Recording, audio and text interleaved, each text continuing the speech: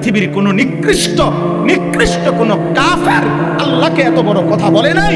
এই মানিকগঞ্জের আবুল সরকার নামে ওই বাউল বেঈমান আল্লাহকে যে পরিমাণ কথা বলেছে, এই বেঈমান সরাসরি বেঈমান। আপনারা অনেকেই শুনছেন, সারা দেশের উলামায়ে কেরাম, ইমানদার তৌহিদি জনতা, বিবেকবান প্রত্যেকটা মুসলমান একটি ঘটনায় খুব বেশি বেদনাহত হয়েছে।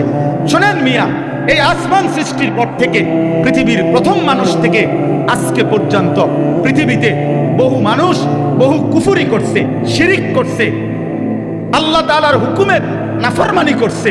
কিন্তু আল্লাহকে লক্ষ্য করে, মহান আল্লাহকে কেন্দ্র করে, আল্লাহকে উল্লেখ করে, উদ্দেশ্য করে পৃথিবীর কোন কাফের, মুশরিক, কোন মুরতাদ, কোন বেঈমান, কোন মূর্তি পূজক, কোন আগুন পূজারী, কোন সূর্য পূজারী, পৃথিবীর কোন নিকৃষ্ট কোন কাফের আল্লাহকে এত বড় কথা বলে নাই।